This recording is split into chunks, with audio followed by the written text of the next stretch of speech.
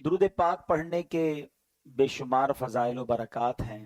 درود پاک جو ہے اگر اس کو ملٹی ڈائمینشنل طریقے سے دیکھا جائے، دیکھیں گناہ ہو جانا، خطائیں تو ہم خطاؤں کے پتلے ہیں، ہمیں بہت سارے اعمال ایسے ضرور ملتے ہیں کہ جن سے نیکیاں بڑھ جائیں، مگر وہ اعمال جن سے گناہ ڈیلیٹ ہو جائیں، جن سے گناہ معاف ہو جائیں، وہ وظائف یا وہ چیزیں بڑی تھوڑی نظر آتی ہیں۔ اور اس میں درود پاک ایک ایسا عمل ہے، بہت مشہور حدیث ہے، آپ نے سنی ہوگی کہ نبی پاک صلی اللہ تعالی علیہ وسلم نے فرمایا، جس کا مضمون ہے جو ایک بار درود پاک پڑھے اللہ تعالیٰ اس پر 10 رحمتیں نازل فرماتا ہے اور اس کے 10 گناہوں کو مٹا دیتا ہے اور اس کے 10 درجات کو بلند فرماتا ہے۔ دیکھیں یاد رکھیے گا، قیامت کے دن جب میرے اور آپ کے اعمال نامے تولے جائیں گے نا، تب گویا دوسرے لفظوں میں ایک بیلنس شیٹ ہوگی۔ نامہ اعمال جب تولے جائیں گے تو گناہوں کے پلڑے میں گناہ رکھے جائیں گے، نیکیوں کے پلڑوں میں نیکی رکھی جائے گی۔ اچھا ایک اور بات بھی بتا دوں، دنیا میں جو میزان ہے، اسکیل ہے، جب یہاں دنیا میں جو پلڑا بھاری ہوتا ہے وہ نیچے ہو جاتا ہے، علماء فرماتے ہیں قیامت کے دن جو پلڑا بھاری ہوگا وہ اوپر ہو جائے گا۔ اچھا اب ایک نیکی کسی کی زیادہ ہو گئی نا گناہوں اور نیکیوں کے پلڑے میں تو وہ جنت میں چلا جائے گا، ایک نیکی کم پڑ گئی تو اب اس کو جہنم میں بھیج دیا جائے گا۔ جبھی تو ایک ایک نیکی کے لیے لوگ مارے مارے پھریں گے۔ ماں بیٹے کے پاس آئے گی کہ بیٹا ایک نیکی دے دے، باپ بیٹے کے پاس جائے گا، بیٹا ایک گناہ میرا لے لے تاکہ وہ جو پلڑا ہے وہ میرا نیکیوں کا بڑھ جائے۔ بٹ نو بڈی، کوئی اس دن ساتھ دینے والا نہیں ہوگا، نفسی نفسی کا دور ہوگا۔ آج چھوٹی چھوٹی نیکیاں ہم چھوڑ رہے ہیں، یار نفلی ہے نا کوئی بات نہیں، درود پاک نہ پڑھیں کوئی مسئلہ نہیں، صلاۃ التسبیح پڑھ لی ٹھیک ہے، ٹھیک ہے، بہت ساری چیزیں واجبات نہیں ہیں، مگر یہ چھوٹی چھوٹی نیکیاں اس دن کاؤنٹ ہوں گی جس دن ہمیں ایک ایک نیکی کی ضرورت ہوگی۔ اور یہ درود کا کمال دیکھیں، ادھر نیکیاں بھی بڑھاتا ہے، ادھر گناہ بھی گھٹاتا ہے۔ ایک درود 10 نیکیاں بھی بڑھ گئیں، 10 گناہ بھی کم ہو گئے، 10 درجے بھی بلند ہو گئے۔ کتنا آسان فارمولا ہے گناہوں کو اپنے نامہ اعمال سے ریموو کرنے کا۔ حمزہ رضی اللہ تعالیٰ عنہ، نبی پاک علیہ الصلوۃ والسلام کو ان سے بڑی محبت، پیارے آقا انہیں بہت پیار کرتے تھے۔ اچھا حضرت حمزہ بھی نبی پاک سے بڑی محبت کرتے۔ حضرت حمزہ کا ایمان لانے کا واقعہ بھی بڑا عجیب ہے۔ وہ کہتے ہیں نا محبت مصطفیٰ صلی اللہ تعالی علیہ وسلم ایسی دل میں تھی کہ اس وجہ سے آپ ایمان لے آئے، ابھی آپ ایمان نہیں لائے تھے۔ ابو جہل نے نبی پاک علیہ الصلوۃ والسلام کی بارگاہ میں گستاخی کی، برا بھلا کہا۔ جب حضرت حمزہ کہیں شکار پہ گئے ہوئے تھے، ہاتھ میں تیر کا مان بھی تھا، واپس آئے تو کسی نے کہا کہ آپ کو پتا ہے کہ آپ کے بھتیجے محمد صلی اللہ علیہ وسلم کو ابو جہل نے بہت برا بھلا کہا ہے۔ آپ کو بڑا جلال آیا، آپ نے کمان لی اور جا کے ابو جہل کے سر پہ مار دی۔ کہ تمہیں شرم نہیں آئی، تم نے میرے بھتیجے کو برا بھلا کہا؟ کہا اے حمزہ کیا تم ایمان لے آئے ہو؟ کہاں سمجھ لو آج سے میں ایمان لے آیا ہوں۔ بس نبی پاک کی محبت ایسی دل میں جا گزی ہوئی کہ آپ نے کلمہ پڑھا اور آپ ایمان لے آئے۔ اور اس کے بعد یعنی حضرت حمزہ ایمان لائے، رائٹ آفٹر فیو ڈیز حضرت عمر ایمان لے آئے۔ یہ دونوں جب ایمان لے آئے نا، اب اسلام کا نقشہ ہی کچھ اور ہو گیا۔ اسلام کو وہ عروج ملا، مسلمانوں کا جگر اتنا بڑا ہو گیا، سینہ اتنا چوڑا ہو گیا۔ حضرت حمزہ اور حضرت عمر جس قوم کے ساتھ ہوں، پھر دشمن کی کیا مجال ہے؟ آپ دونوں کمال کی شخصیات۔ اب حضرت حمزہ رضی اللہ تعالیٰ عنہ غزوہ احد میں شہید کیسے ہوئے؟ حضرت حمزہ کو شہید کرنے کا پلان جو ہے وہ وحشی نامی ایک شخص کو دیا گیا تھا۔ یہ اس کا آقا تھا جبیر، اس نے وعدہ کیا تھا کہ اگر تم اس جنگ میں حضرت حمزہ کو شہید کر دو گے تو میں تجھے آزاد کر دوں گا۔ غلام کے لیے آزادی بہت بڑی چیز ہوتی ہے۔ وہ ایک جگہ جا کے چھپ گیا، ٹارگٹ رکھا تھا کہ کسی سے نہیں لڑنا ہے، بس حضرت حمزہ کو شہید کرنا ہے۔ حضرت حمزہ جیسی اس کے قریب پہنچے، اس نے تاک کر ایک نیزہ مارا، وہ آپ کی ناف میں لگا، پشت سے پار ہو گیا۔ حضرت حمزہ رضی اللہ تعالیٰ عنہ تلوار لے کر اس کی طرف بڑھے، مگر زخموں کی تاب نہ لائے اور آپ شہادت سے سرفراز ہوئے۔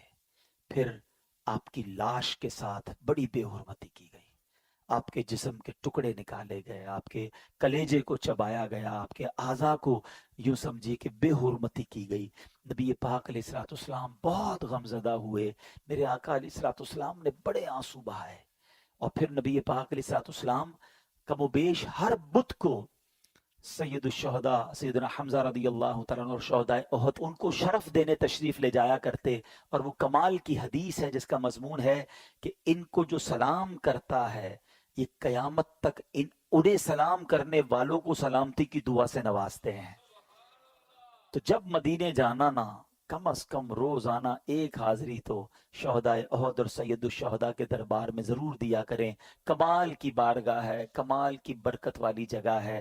اللہ شہداء احد کے صدقے ہماری مغفرت فرمائے۔ میں اب آتا ہوں اپنے ٹاپک کی طرف۔ میں یہ کیوں ساری میں نے تمہید باندھی ہے، وحشی کا قصور کیسا تھا، وحشی کی یوں سمجھیے کہ کتنی بڑی اس نے گستاخی کہہ لیں، ظلم کہہ لیں، کس کو شہید کیا تھا؟ نبی پاک کے چہیتے چچا کو۔ مگر اب دیکھو میرے آقا کی معافی، اب دیکھو اللہ کی رحمت، اب دیکھو اسلام کا حسن۔ آج میرا ٹاپک ہے نا، گناہ نیکیوں میں کیسے بدل سکتے ہیں، گناہوں کو ہم کس فارمولے کے تحت نیکیوں میں بدل سکتے ہیں۔ اب غور سے سننا، یہ واقعہ سنانے کا مقصد یہ ہے کہ آپ کو اس کا قصور پتا چلے کہ کتنی بڑی پرابلم کی ہے اس نے۔ مگر نبی پاک علیہ الصلوۃ والسلام نے جب اسلام کی دعوت دینا شروع کی نا، تو وحشی کے پاس ایک اپنے قاصد کو بھیجا کہ جاؤ وحشی کو کہو اسلام قبول کر لے۔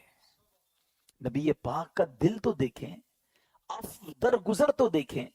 اچھا جو صحابی گئے نا، تو وہ وحشی جو ہے پہلے ہی قصوروار ہے، مگر اب نیگوشیشنز ہو رہی ہیں، اب ڈیمانڈز ہو رہی ہیں۔ وحشی کہتا ہے محمد عربی صلی اللہ علیہ وسلم سے کہو کہ آپ مجھے اسلام کی دعوت دے رہے ہیں۔ آپ کا تو فرمان یہ ہے کہ جس نے کسی کو قتل کیا، اللہ کا شریک کسی کو ٹھہرایا، زنا کیا، قیامت کے دن تو اسے دگنا عذاب دیا جائے گا۔ میں نے تو یہ سارے کام کیے ہیں، میرا کیا بنے گا اگر میں اسلام لے آیا؟ مجھے تو اتنا بڑا عذاب آپ اعلان کرتے ہیں، تو اب میرے لیے کوئی رخصت ہے؟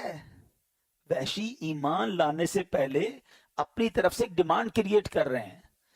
اللہ کریم نے آیت نازل فرمائی، اللہ قرآن میں فرماتا اِلَّا مَن تَابَ وَآمَنَ وَعَمِلَ عَمَلًا صَالِحًا۔ ترجمہ کیا ہے؟ مگر جو توبہ کرے، ایمان لائے اور اچھے کام کرے، تو اس کا مطلب یہ ہوا کہ اللہ اس کے گناہ معاف کر دے گا۔ آقا نے فرمایا جاؤ یہ آیت سناؤ وحشی کو۔ صحابی گئے اور حضرت اس وقت تو وحشی ایمان نہیں لائے تھے، ان کو جا کے یہ آیت سنائی۔ کہتے اس میں بھی ایک شرط ہے نا اچھے کام کرنے کی۔ اگر میں توبہ کر بھی لی، ایمان لایا اور اچھے کام نہ کر سکا، یہ تو بڑی سخت شرط ہے، کوئی اور رخصت ہے؟ Anything else? ذرا آپ سوچئے، نیگوشیشن وہ کر رہا ہے، مذاکرات وہ کر رہا ہے جس نے پہلے ہی نبی پاک علیہ الصلوۃ والسلام کا اتنا دل دکھایا ہے۔ لیکن اللہ کے حبیب علیہ الصلوۃ والسلام اور رب کی کرم نوازی دیکھو، جبریل امین ایک اور آیت لے کر نازل ہوتے ہیں۔ اچھا وہ آیت کیا ہے؟ اللہ کے حبیب علیہ الصلوۃ والسلام کی بارگاہ میں جو آیت نازل ہوئی، ان اللہ لا یغفر ان یشرک بہ ویغفر ما دون ذلک لمن یشاء۔ ترجمہ، بے شک اللہ اسے نہیں بخشتا جو اس کے ساتھ کفر کیا جائے، اور کفر سے نیچے جو کچھ ہے جسے چاہے معاف کر دیتا ہے۔ کا جواب یہ آیت سناؤ اسے۔ وحشی کے پاس یہ آیت سنائی گئی۔ وحشی کہتا ہے اس میں بھی تو یہ ہے نا کہ اللہ جسے چاہے معاف کرے، گارنٹی تو نہیں ہے نا، میں ایمان لاؤں اور اللہ مجھے معاف نہ کرے؟ آپ ذرا پوائنٹ سمجھ رہے ہیں جو میں سمجھانا چاہ رہا ہوں؟ یہاں دل دیکھیں۔ اچھا صرف نبی پاک نہیں کر رہے نیگوشیشن، اس تمام نیگوشیشنز میں رب کی رحمت بھی شامل ہے، آیتوں کا نزول ہو رہا ہے۔ اللہ اکبر کہتا ہے اس میں بھی گارنٹی نہیں ہے، کیونکہ اللہ نے فرمایا کہ ذالک لمن یشاء، جسے چاہے اللہ جو ہے وہ بخش دے، اس میں نہ ہوا تو کوئی گارنٹی ہے؟ اللہ اکبر۔ اللہ کے حبیب علیہ الصلوۃ والسلام فرماتے ہیں کہ اگر تم اتنی خطائیں کرو کہ وہ آسمان تک پہنچ جائیں پھر بھی توبہ کرو تو اللہ عز و جل ضرور تمہاری توبہ قبول فرمائے. ہمت نہیں ہارنی ہے. گناہ بہت ہو گئے، ہم جانتے ہیں بڑے گناہ ہیں، مگر یہ گناہ ہمیں پتہ ہے بہت زیادہ ہے. اللہ کی رحمت کے آگے کچھ نہیں ہے، اس کے خزانے بہت بڑے ہیں. اللہ کے حبیب علیہ الصلوۃ والسلام فرماتے کہ اللہ فرماتا ہے، حدیث قدسی ہے، اے میرے بندو تم رات دن گناہوں میں بسر کرتے ہو اور میں گناہوں کو بخشتا رہتا ہوں اور مجھے کچھ پرواہ نہیں، پس تم مجھ سے بخشش طلب کرتے رہو، میں تمہیں بخشتا رہوں گا. یعنی وہ تو بخشش کرنا چاہتا ہے. پنجابی شاعر کہتے ہیں نا، رحمت دا دریا الہی ہر دم وگدا تیرا، جے ایک قطرہ بخشے مینوں، بس ایک قطرہ ہی چاہیے. میں اور آپ اور ہمارے گناہ اس کی رحمت کے آگے کچھ نہیں. ایک قطرہ ہی اس کی رحمت کا بہت ہے. جے قطرہ بخشے مینوں کم بڑھ جاوے میرا، عدل کرے تے تھر تھر کمبن اچیاں شانہ والے. اے اللہ اگر تو نے انصاف کیا نا تو ہم تو گئے، ہم انصاف کے سوالی بن کر نہیں بیٹھے آج کی رات. اگر تو عدل کرے گا تو جن کے نام بھی بڑے بڑے ہیں نا ان کی بھی حالت خراب ہو جانی ہے. عدل کرے تے تھر تھر کمبن اچیاں شانہ والے، مولا فضل کرے تے بخشے جاسن میں ورگے منہ کالے. بس اللہ تیری رحمت کے سوالی ہیں، اور وہ رب خدا کی قسم رحمت برسانا چاہتا ہے. وہ چاہتا ہے ہم بخشے جائیں، وہ چاہتا ہے ہم معاف کر دیے جائیں. ایک شخص نبی پاک علیہ الصلوۃ والسلام کی بارگاہ میں آیا، آرابی، ایک گاؤں کا بندہ تھا، بھولا بھالا سا آدمی تھا. کہتا ہے یا رسول اللہ یہ بتائیے قیامت کے دن مخلوق کا حساب کون لے گا؟ اللہ کے حبیب فرماتے اللہ لے گا. یا رسول اللہ کیا اللہ خود حساب لے گا؟ نبی پاک نے فرمایا ہاں اللہ خود حساب لے گا. تو وہ مسکرا دیا. گاؤں کا بندہ ہنسنے لگا. تو نبی پاک علیہ الصلوۃ والسلام نے مسکرانے کی وجہ پوچھی کہ تم نے پہلے تو حساب کتاب کی بات کی، قیامت کے بارے میں سوال کیا، میں نے رپلائی دیا تو مسکرانے لگے. تو وہ کیا کہتا ہے کہ کریم جب کسی پر قدرت پاتا ہے نا تو معاف کر دیتا ہے، اور جب حساب لیتا ہے تو درگزر فرماتا ہے. اللہ سے بڑا کریم کون ہے؟ اگر اسی نے حساب لینا ہے تو پھر تو خیر ہی خیر ہے نا. تو اب نبی پاک علیہ الصلوۃ والسلام نے رپلائی کیا دیا کہ عربی نے سچ کہا، جان لو اللہ عز و جل سے بڑا کریم کوئی نہیں، وہ سب کریموں سے بڑھ کر کریم ہے. بیسیکلی جو ہے نا وہ کنیکشن ریکوائرڈ ہے، وہ بھروسہ ریکوائرڈ ہے، وہ محبت اللہ سے ریکوائرڈ ہے. پھر اللہ تو کریم ہے، کریموں سے بڑھ کر کریم ہے، اسی نے تو کریمی سکھائی ہے. علماء لکھتے ہیں کہ ماں کے دل میں جو بچے کے لیے رحمت ہوتی ہے نا، اور جانور بھی اپنے بچوں سے جو پیار کرتے ہیں، اللہ کی 100 رحمتیں ہیں، اللہ نے ان 100 رحمتوں میں ایک رحمت دنیا میں اتاری ہے، اور اس ایک رحمت کی برکت سے ماں بچوں سے پیار کرتی ہے، جانور اپنے بچوں سے پیار کرتے ہیں، باپ اپنے بچوں سے پیار کرتے ہیں. وہ 99 رحمتیں اللہ نے قیامت کے دن کے لیے بچا رکھی ہیں. یہ اس دن کرم نوازی فرمائے گا، اس دن اپنے بندوں کی بخشش فرمائے گا. ایسا کریم مولا ہے. اے میرے میٹھے اسلامی بھائیوں، ایک بار نبی پاک علیہ الصلوۃ والسلام کی بارگاہ میں قیدیوں کو لایا گیا تو ایک عورت بھاگ رہی تھی، اس کا بچہ اس سے گم ہو گیا تھا. دوڑتے دوڑتے دوڑتے اس کو بچہ نظر آیا، اس کو لیا، سینے چمکایا، دودھ پلانے لگی. بس ماں کو بڑے ٹائم بعد بچہ ملے، کیا کیفیت ہوتی ہے. اللہ کے حبیب فرماتے ہیں اللہ تعالیٰ اپنے بندوں پر اس سے کہیں زیادہ رحم و کرم فرماتا ہے جتنی یہ ماں اپنے بچے پر مہربان ہے. یہ وہ باتیں ہیں جو ہمارے دل میں ہونی چاہیے. انفارچونیٹلی ہم اللہ سے ہی بدگمان ہو جاتے ہیں. اللہ مجھے کچھ دیتا نہیں ہے، اللہ نے مجھے کچھ دیا نہیں ہے، اللہ سے کیا مانگوں جناب، کچھ ہوتا تو ہے نہیں. یہ نہ کیا کرو. اللہ سے دوستی کر لو. اللہ سے بڑھ کر ہم پر کوئی کرم نواز نہیں، اسی نے سب کچھ دیا ہے. ہماری ایک بات کوئی نہ مانے نا، ہم اس سے ناراض ہو جاتے ہیں. 2-3 بار نہ مانے تو اس سے دوستی ختم کر دیتے ہیں، نوکری سے نکال دیتے ہیں. بچہ زیادہ تنگ کرے، بچے کو باپ گھر سے نکال دیتا ہے. हम में से कोई 30 साल का बैठा है, कोई 40 साल का, कोई 50 साल का। कभी सोचना हमने अल्लाह की अब तक कितनी निभानी है, कितनी नाफरमानियां की हैं। कभी ऐसा हुआ कि यार आज नजर नहीं आ रहा, क्यों? बस यार वो सुबह हराम देख लिया था, अल्लाह ने आंखें ले ली है। आज सुनाई नहीं दे रहा कुछ, भाई क्यों सुनाई नहीं दे रहा? आज सुबह अल्लाह की नाफरमानी की, हराम सुन लिया, अल्लाह ने कान दिए थे, उसी ने समात वापस ले ली। यार आज कुछ मैं बोल नहीं पा रहा हूं, इशारे कर रहा हूं, क्यों? बस वो झूठ बोल दिया, हराम बोल दिया, गाली निकाली, अल्लाह ने जबान वापस ले ली। वो कुछ वापस नहीं ले रहा, वो दिए जा रहा है, हम उसकी नाफरमानी किए जा रहे हैं। मगर क्यों तौबा नहीं करते, क्यों उसको राजी करने की तरफ नहीं आते? ऐ मेरे मीठे इस्लामी भाइयों, आज मैं ये चाहता हूं हम सब मिलकर अपनी जिंदगी का एक नस्मुल ऐन बना ले, अपनी जिंदगी का एक टारगेट बना ले कि मैंने अगर सबसे ज्यादा किसी से मोहब्बत करनी है तो अपने रब से करनी है। मैं अपने रब का बंदा हूं, वो मेरा खालिक है, वो मेरा मालिक है, उसकी मेहरबानियां हैं मुझ पर, वो खताओं पर भी अताएं बरसा रहा है, वो मेरे ऐबों पर पर्दा डाल रहा है, फिर मैं उसे क्यों नाराज करूं? देखो, अल्लाह की नाफरमानी से बचने के दो तरीके हैं। एक तो यह है कि बंदा इसलिए नाफरमानी ना करे कि वो अजाब में डालेगा, खौफ से, डर से बंदा अल्लाह की फरमा बरदारी करे, ये ठीक है जो करता है। मगर इससे अपर लेवल पता है क्या है? कि अल्लाह की मोहब्बत में अल्लाह की नाफरमानी ना करे, मेरा रब नाराज ना हो जाए। इतना करीम, इतना प्यारा रब, वो मुझसे नाराज हो जाए, मैं ऐसे काम करूं जिससे वो नाराज हो जाए, ये काम नहीं करना। मेरे मीठे इस्लामी भाइयों, वो कैसा कैसा गुनाहों को माफ करने वाला है। हजरत मूसा अलैहिस्सलाम का दौर था और उस दौर में बारिश नहीं हो रही थी। हजरत मूसा अलैहिस्सलाम ने पूरे गांव के, शहर के लोगों को जमा किया और एक बड़े मैदान में चले गए। Approximately 70,000 people over there.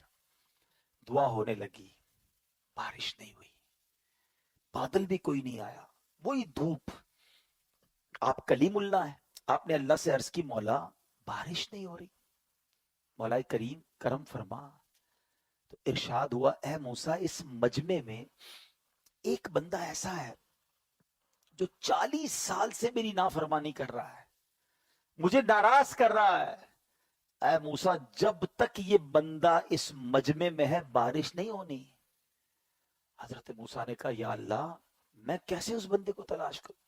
कहा, मूसा तुम आवाज लगाओ, ऐ वो बंदे जो अल्लाह की नाफरमानी करते हो, निकल जाओ मजमे से। कहा, या अल्लाह 70,000 लोग हैं, मेरी आवाज कैसे पहुंचेगी? इरशाद हुआ, मूसा आवाज लगाना तुम्हारा काम है, पहुंचाना हमारा काम है। हजरत मूसा खड़े हो गए, कहा, लोगों, तुम्हारे अंदर एक बंदा है जो 40 साल से अल्लाह की नाफरमानी कर रहा है, खुदा के वास्ते इस मजमे से निकल जा, तू वो बदबख्त है जिसकी वजह से बारिश नहीं हो रही। वो बंदा जो था वो मजमे में ही था, वो समझ तो गया कि बात तो मेरे बारे में हो रही है, मैं ही हूं जो 40 साल से अल्लाह की नाफरमानी कर रहा हूं। पहले उसने राइट देखा, फिर उसने बाईं देखा, शायद कोई और हो, है कोई नहीं खड़ा हुआ।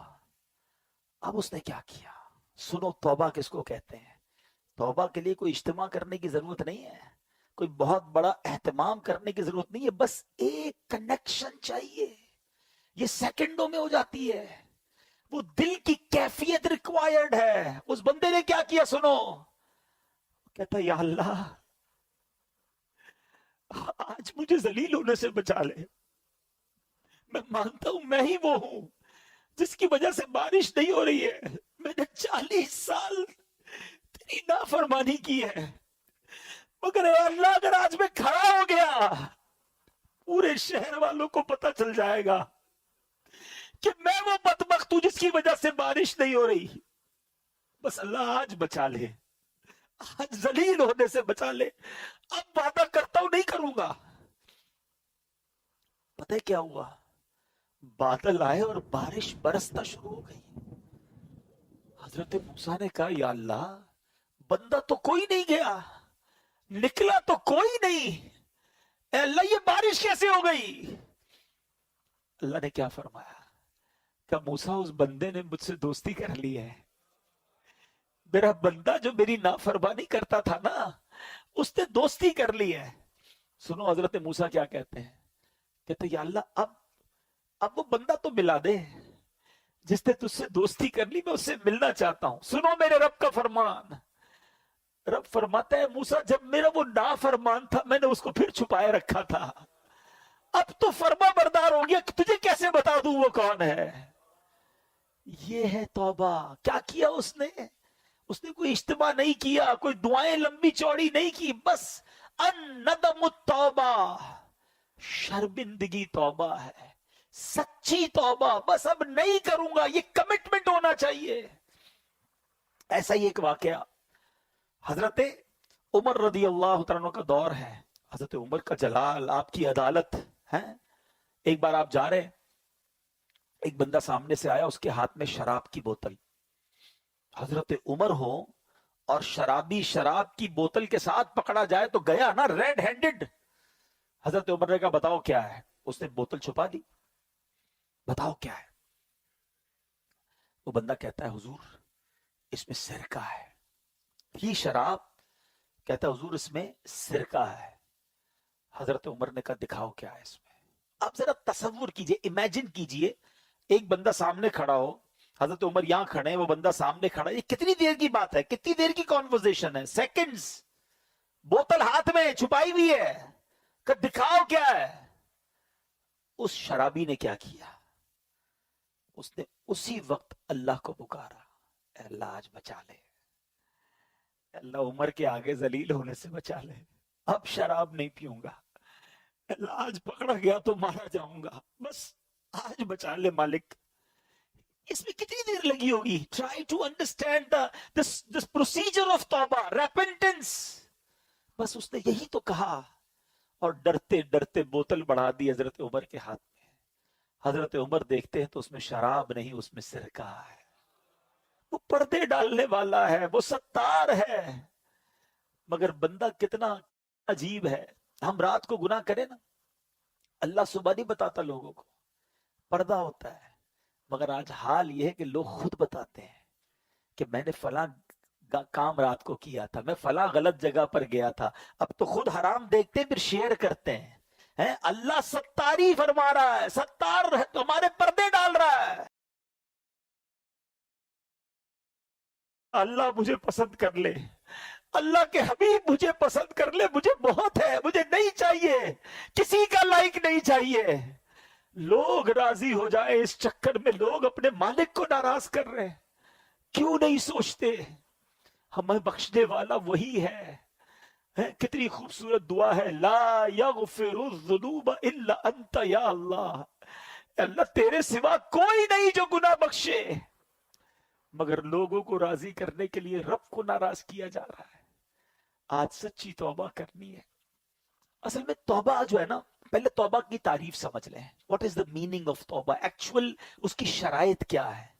3 شرطیں. پچھلے گناہ پر نادم ہونا, شرم آنی چاہیے, گلٹ فیل کرے کہ واقعی مجھ سے مسٹیک ہوئی ہے.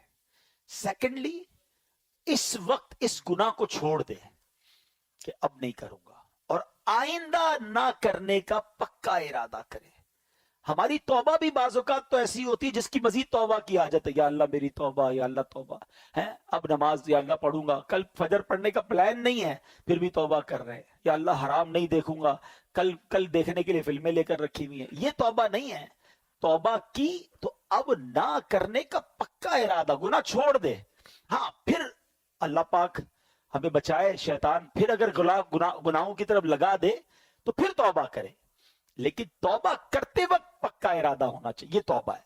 اچھا اب آتے ہیں, اتنے فضائل ہیں پھر توبہ کیوں نہیں کرتے. اس کی کئی ریزن علماء نے لکھے. ایک ریزن پتہ کیا ہے, گناہوں کی جو لذت ہے نا وہ ڈائریکٹ مل جاتی ہے, ثواب کا انعام تو ملتا نہیں ہے. انسان جو ہے نا, اس کی سائیکی کیا ہے, جو کیش ملتا ہے نا وہ لے لیتا ہے, اور جو بعد میں ملنے والا ہے اس کو چھوڑ دیتا ہے. لیکن اب اگر دنیا کی لاجک کے ذریعے میں آپ کو سمجھاؤں کہ اگر آپ کو ڈاکٹر کہتا ہے کہ آپ کا شوگر لیول بڑھ رہا ہے, کولیسٹرول لیول بڑھ رہا ہے, آپ چکنا مت کھائیے گا ورنہ ہارٹ اٹیک ہو سکتا ہے. ہم حلال کھانوں سے رک جاتے ہیں. پراٹھا کھانا حلال ہے نا, ہے چیز کھانا حلال ہے نا, رک جاتے ہیں. کیوں؟ ڈاکٹر کہہ رہا ہے زیادہ کھاؤں گا تو وین بند ہو جائے گی, ہارٹ اٹیک ہو جائے گا.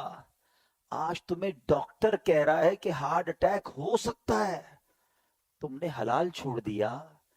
اللہ کے نبی سچے وعدے فرما رہے ہیں کہ حرام دیکھو گے تو آنکھوں میں عذاب دیا جائے گا, حرام سنو گے تو کانوں میں جہنم کے کیل ٹھوکے جائیں گے, ہیں جھوٹ بولنے والے کے گل پھڑے کھینچے جائیں گے قیامت کے دن, اور اس کی شکل بگاڑ دی جائے گی. سود کھانے والے کو یہ عذاب ہوگا, ماں باپ کو ستانے والے کو یہ عذاب ہوگا. یہ حدیث قرآن میں باتیں بھری پڑی ہیں, اس پر کیا یقین نہیں ہے؟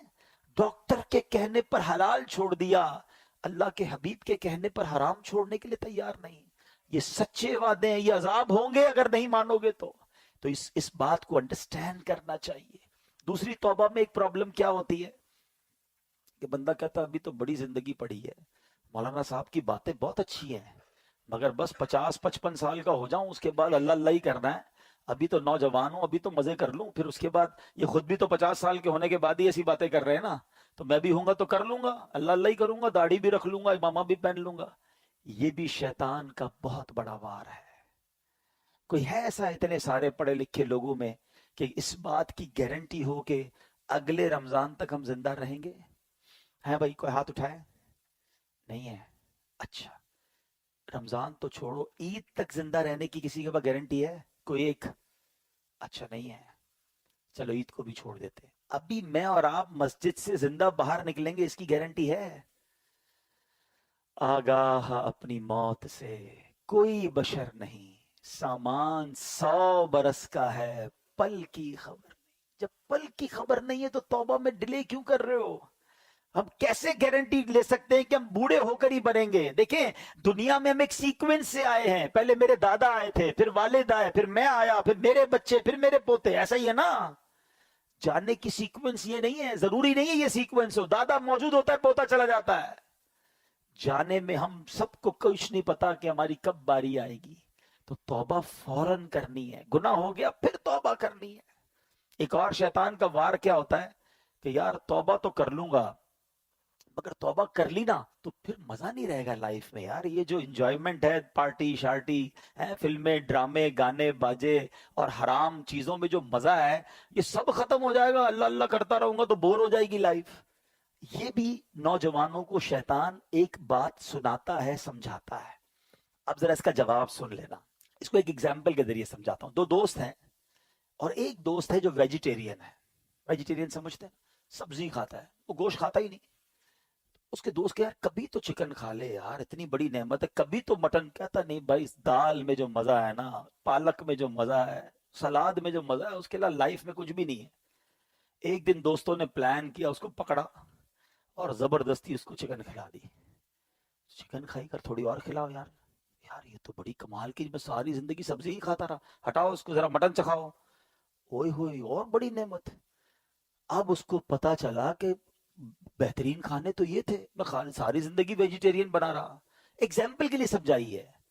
اب ذرا تسلی سے سمجھنا, جس کو اصل میں فلموں ڈراموں گانوں باجوں شراب کی محفلیں جوئے کی محفلیں اور رنگ و سرور اور جس کو حرام محفلیں کہیں, اس کا لطف ہے نا, اس کو لگتا ہے مزہ اسی میں ہے. اس کو پتہ ہی نہیں کہ نعت خوانی کا لطف کیا ہے. اس نے کبھی یاد رسول میں آنسو بہائے ہی نہیں ہیں. اس کو بے پردہ اور بے حیا عورتوں میں بڑا لطف آتا ہے. اس کو یہ نہیں پتا کہ عشق رسول میں جب رات گزرتی ہے, یاد نبی میں روتے روتے کیسی گزری رات نہ پوچھو. تہجد پڑھنے کا لطف کیا ہے, وضو کر کے کیسا ریلیکس فیل کرتے ہیں, نماز پڑھ کے نکلتے ہیں تو کیسا برڈن ریلیز ہوتا ہے. پرابلم یہ ہے کہ جس نے گناہوں والی لائف گزاری ہے وہ سمجھتا ہے مزہ ہی اسی میں ہے. ارے اس میں مزہ نہیں ہے, کیونکہ مجھے اور آپ کو رب نے بنایا ہے. دنیا کا دستور ہے, مینوفیکچررز نوز ویری ویل, بنانے والا بتاتا ہے کہ اس چیز کا فنکشن کیا ہے. آپ جب کوئی گاڑی خریدتے ہیں ساتھ ایک کتاب آتی ہے, گھڑی خریدتے ہیں چھوٹی سی بک آتی ہے, اس کے فنکشنز کیا ہیں, کون سا بٹن کیا ہے. مجھے اور آپ کو کس نے بنایا ہے؟ کس نے بنایا ہے؟ کون بتائے گا سکون کہاں ہے؟ اللہ ہی بتائے گا نا. اللہ نے بنایا، وہ خالق ہے، سکون کدھر ہے وہ بتائے گا، مزہ کدھر ہے وہ بتائے گا۔ اس نے اپنے کلام میں بتا دیا، الا بذکر اللہ تطمئن القلوب، بے شک اللہ کے ذکر میں دلوں کا چین ہے۔ چین یہی ہے، بھاگتے رہو جدھر بھی جاؤ لیکن چین سے دور رہو گے۔ اب ملتا کیوں نہیں ہے؟ Last point.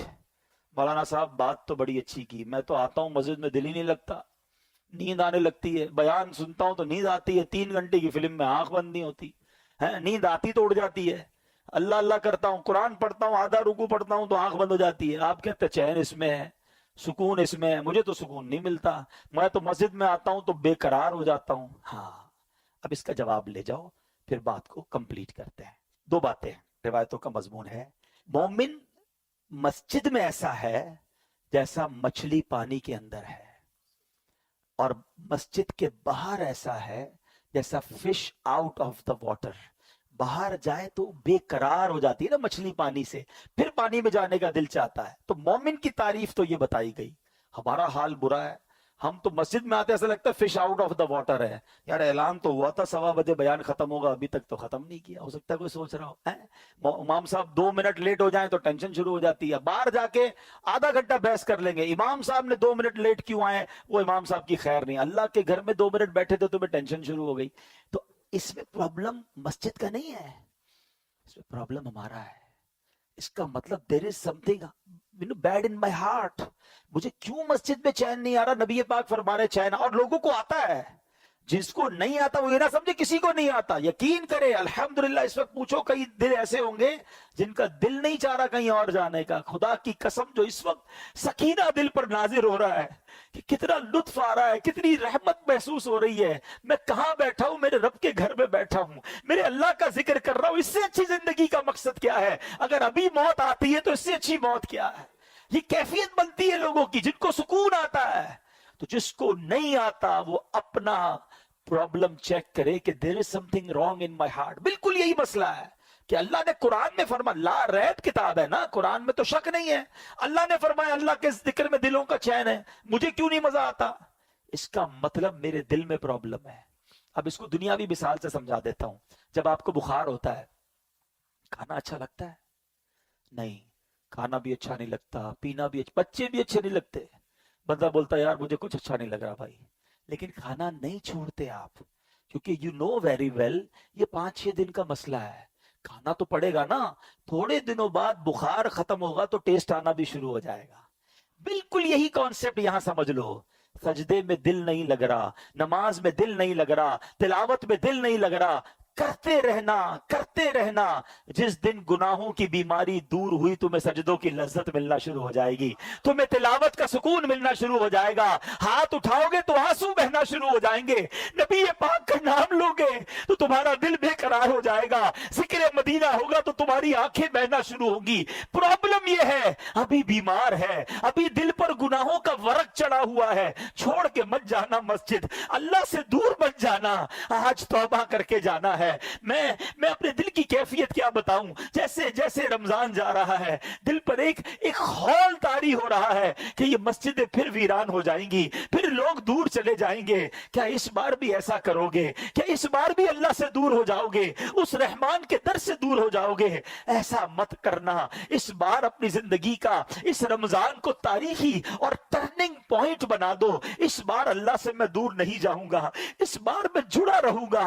ارے مجھے بتاؤ تو صحیح، اللہ نے روزے کیوں فرض کیے؟ میں بات آج شروع سے قرآن کی کر رہا ہوں، میں آپ کو قرآن کے ذریعے میسج دینے کی کوشش کر رہا ہوں، اور اس بات کو بھی ریپیٹ کرتا جاتا ہوں کہ قرآن پڑھا کریں، سمجھا کریں، سب کچھ موجود ہے قرآن میں۔ اللہ نے فرمایا what is the reason of روزہ؟ یا ایھا الذین آمنوا کتب علیکم الصیام، اے ایمان والو تم پر روزے فرض کیے، کما کتب علی الذین من قبلکم، جیسا کہ پچھلے لوگوں پر فرض کیے گئے۔ What is the reason? Because لعلکم تتقون، اے ایمان والو تاکہ تم تقوی حاصل کرو۔ ارے یہ روزے تو تقوی دینے آئے تھے، اللہ کے قریب کرنے آئے تھے۔ اچھا انڈیلیبریٹلی یا ڈیلیبریٹلی ہم اللہ پر کتنا مضبوط بھروسہ کر رہے ہیں۔ افطار سے پہلے کوئی کھانا نہیں کھا رہا، چھپ کے کوئی پانی نہیں پی رہا۔ کیوں نہیں پی رہا؟ کون دیکھ رہا ہے؟ کوئی نہیں دیکھ رہا۔ کون دیکھ رہا ہے؟ ارے تمہیں اتنا بھروسہ اللہ دیکھ رہا ہے، پیاس لگی ہے پھر بھی جوس نہیں پی رہے، فروٹ نہیں کھا رہے، وضو کر رہے ہو کلی اندر نہیں ڈالنے دے رہے، ایک قطرہ گلے میں نہ چلا جائے، وضو خانے پہ بھی کوئی نہیں دیکھ رہا، مگر کون دیکھ رہا ہے؟ جب اللہ دیکھ رہا ہے تم پانی نہیں پی رہے، کھانا نہیں کھا رہے، کیا وہ رب رمضان کے بعد نہیں دیکھے گا کہ تم نماز نہیں پڑھ رہے، تم مسجد سے دور ہو گئے، تم حرام کاموں میں چلے گئے ہیں؟ پلیز، یہ رمضان بیسیکلی نیٹ پریکٹس سمجھتے ہیں نا، بچے سمجھیں گے کہ پہلے نیٹ پریکٹس ہوتی ہے تاکہ بڑے مقابلے کے لیے آپ تیار ہوں۔ رمضان میری اور آپ کی شیطان سے فائنل فائٹ کے لیے نیٹ پریکٹس کرائی گئی کہ 30 دن بند کر دیا مہینہ پورا اسے، اے میرے بندو نمازیں پڑھ لو، تلاوت کر لو، تقوی حاصل کر لو، اب تیار ہو جاؤ، تمہارا مقابلہ ہونے والا ہے۔ مگر لگتا ایسا ہے کہ پہلی رات ہی بولڈ ہو جاتے ہیں، ادھر چاند نظر آیا ادھر مسجد ویران۔ کیا اس بار بھی ایسا کرو گے؟ بولتے نہیں ہم، لیکن کیا میسج جا رہا ہے؟ شیطان تو بند تھا نا، تب ہم اللہ کے بندے تھے، اب تو آزاد ہو گیا، ہم تیرا استقبال ویلکم کریں گے تجھے، اب تیری رضا والے کام کریں گے۔ یہ اللہ کو ناراض نہیں کرتی ہوں گی باتیں؟ یہ انداز، یہ سٹائل، یہ میسج، ارے دو شیطان کو جواب کہ تجھے اب جو کرنا ہے کر لے، ہم اب اللہ کے قریب ہو گئے ہیں، ہمارا ایمان مضبوط ہو گیا ہے، اب تو نہیں بہکا سکے گا ہمیں۔ مرد ہو تو لو نا چیلنج کہ کچھ بھی ہو جائے آج کے بعد میری کوئی نماز قضا نہیں ہوگی، رمضان کے بعد بھی قضا نہیں ہوگی، ہم حرام روزی کے قریب بھی نہیں جائیں گے، حرام نہیں دیکھیں گے، حرام نہیں سنیں گے، حرام نہیں بولیں گے۔ ہاں پھر مانگیں گے اللہ سے، اللہ توبہ کی تو ہے، بچانا تو نے ہے، ہم کمزور ہیں، ہم نے پہلے بھی توبہ کی، شیطان کھینچ لیتا ہے، ڈال دیتا ہے گناہ میں، اللہ تو مدد کرنا، ہماری کمزور ہے، شیطان کے واروں سے تو ہی بچائیو مالک۔ یہ ہم اللہ سے مانگیں گے، مگر پہلے دل کی گہرائیوں سے توبہ تو کرے نا، اللہ کے قریب ہونے کا وعدہ تو کرے نا، اور پھر اس کے لیے ایک سٹیپ فارورڈ کرنا ہوگا۔ وہ سٹیپ کیا ہے کہ ہمیں اب اچھا ماحول اختیار کرنا ہوگا۔ ایسا نہیں ہو سکتا کہ میں نیک بھی بننا چاہوں اور شرابیوں میں رہوں، میں ایسے لوگوں میں رہوں کہ نماز پڑھوں تو میرا مذاق اڑاتے ہیں، ایسے بھی تو دوست ہیں نا کہ رمضان کے بعد نماز پڑھے، بولے کیا ہو گیا بھائی، خیر تو ہے بس جمعہ پڑھ لینا، تو کدھر جا رہا ہے؟ ایسے دوست نہیں چاہیے جو میری نیکی میں رکاوٹ بنے۔ اگر آپ کو نیک بننا ہے تو نیک ماحول اپنا ہے۔ اللہ نے دعوت اسلامی کا ماحول دیا ہے، خدا کی قسم یہ احسان ہے اس امت پر، امیر اہل سنت کا، لاکھوں کروڑوں نوجوانوں کو بدل کے رکھ دیا ہے۔ ہمیں تو اپنی اوقات بھی یاد ہے ہم کیا تھے، اگر یہ ماحول نہ ہوتا تو پتہ نہیں ہم بھی کہاں ہوتے۔ اللہ تو نے معاف نہ کیا تو کدھر جائیں گے؟ اگر رمضان میں بھی نہ بخشے گئے تو مارے جائیں گے۔ اے اللہ ہم کے جیسے بھی ہیں، تیرے محبوب کے امتی ہیں، تیرے نبی کے غلام ہیں، ان سے محبت کرنے والے ہیں۔ اے اللہ تجھے سرکار علیہ الصلوۃ والسلام کے رخ روشن کا واسطہ ہماری مغفرت فرما دے۔ اے اللہ اگر تو نے ہمیں بخش دیا تیرے حبیب بہت خوش ہوں گے، محبوب پاک کی رضا کا واسطہ اے اللہ آج ہماری جھولیوں میں مغفرت کی خیرات ڈال دے، گنبد خضرا کا واسطہ بخش دے، سنہری جالیوں کا واسطہ بخش دے، ریاض الجنہ کا واسطہ بخش دے، مسجد نبوی کے میناروں کا واسطہ بخش دے، کعبے کا واسطہ بخش دے، کعبے کے دروازے کا واسطہ بخش دے، مقام ابراہیم کا واسطہ بخش دے، حجر اسود کا واسطہ بخش دے، نبی پاک کی ولادت گاہ کا واسطہ بخش دے، امام حسین کا واسطہ بخش دے، امام حسن کا واسطہ بخش دے، پنجتن پاک کا واسطہ بخش دے، علی اصغر کے پیاسے گلے کا واسطہ بخش دے، کربلا والوں کے واسطے بخش دے، بدر والوں کے واسطے بخش دے، احد والوں کے واسطے بخش دے۔ اے اللہ ہمارے غوث اعظم کا واسطہ ہمیں بخش دے، جو واسطہ تیرے دربار میں قبول ہے اللہ اس کا واسطہ آج کی رات ہماری بخشش فرما دے، ہمارے ماں باپ کو بھی بخش دے، ہمارے بھائی بہنوں کو بخش دے، ہمارے بیوی بچوں کو بخش دے، ہمارے مرحومین کو بخش دے، ہمارے رشتہ داروں کو بخش دے، ہمارے دوستوں کو بخش دے، ہم سے محبت کرنے والوں کو بخش دے۔ اللہ نبی پاک علیہ الصلوۃ والسلام کی ساری امت کی بخشش فرما۔ اللہ اللہ آج ہم نے توبہ کی ہے، تیری قسم ہم تیرے نافرمان نہیں رہنا چاہتے، ہم اچھا بننا چاہتے، بن نہیں پاتے اللہ۔ اے اللہ ہمیں شیطان مردود گناہوں میں لگا دیتا ہے۔ اے اللہ آج تیرے گھر میں بیٹھے سچی توبہ کرتے ہیں، اب گناہ نہیں کریں گے، ہماری توبہ قبول فرما لے۔ اے اللہ ہمیں توبۃ النصوح عطا کر دے، اور اے اللہ اب تو ہی مدد فرما۔ اے اللہ ہمیں بدل دے، ہمیں گناہوں بھری زندگی سے ہماری جان چھڑا دے۔ ہم خود بھی تھک گئے مولا گناہ کر کر کے، اب گناہوں بھری زندگی سے ہماری جان چھڑا دے، ہمیں نیکیوں والی، پرہیزگار والی، اخلاص والی زندگی عطا فرما۔ اے اللہ سنتوں کا پابند بنا دے، 5 وقت کا نمازی بنا دے، رمضان کے بعد بھی مسجدوں سے دل لگا رہے۔ اے اللہ کبھی زندگی میں کوئی نماز قضا نہ ہو، حرام روزی سے بچا لے، حرام بولنے سے بچا لے، حرام دیکھنے سے بچا لے، حرام سننے سے بچا لے۔ اے اللہ ہمیں فقط رزق حلال عطا فرما، رزق حرام پہ ہم سب کی جان چھڑا دے۔ اے اللہ ہمارے رزق حلال میں برکت بھی ڈال دے۔ اے اللہ جو بے اولاد ہیں انہیں نیک اور صالح اولاد دے دے۔